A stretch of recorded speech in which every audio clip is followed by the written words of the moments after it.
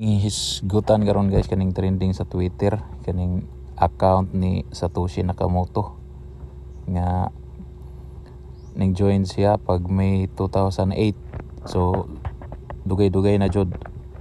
So kato pag join niya, kung atong scroll down dito sa pinaka last, kaduha ra gud siya nagpost pag May 14, 2008 ra jud. Ang iya okay og thanks mo jud na. So after ana pila ka years wala na.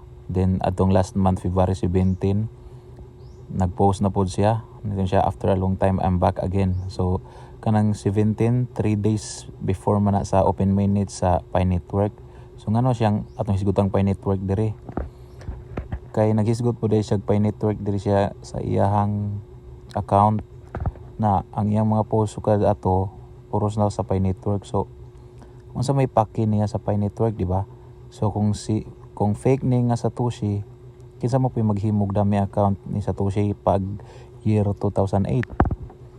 So kung atong i-search ng si Satoshi Nakamoto,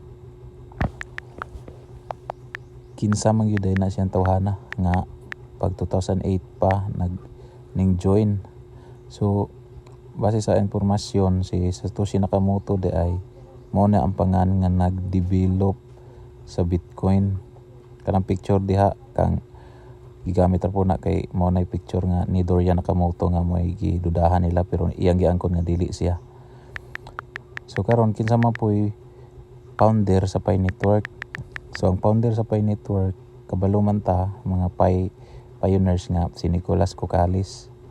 So si Nicolas Kokkalis atong tan-awon sa X account niya kung kanus upload siya ning join.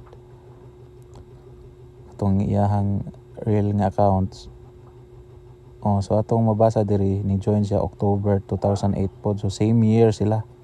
So kani nga year mao po ning nga year nag-start ang Bitcoin sa trading.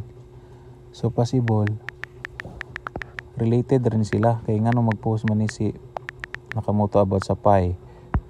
So base sa mga theories or mga conspiracy nga kanay kuno sila duha usara pero daghan kay ni angkon nga sila si Satoshi Nakamoto. Pero wala jud na prove nila. Kani si Nicolas wa gini siya ni angkon. Pero kung atong basahon niyang pangalan, Nicolas Balejo nato i-mirror Satoshi ang mugawas. So kamo nga pioneers, unsa man ang inyong ikastorya ani?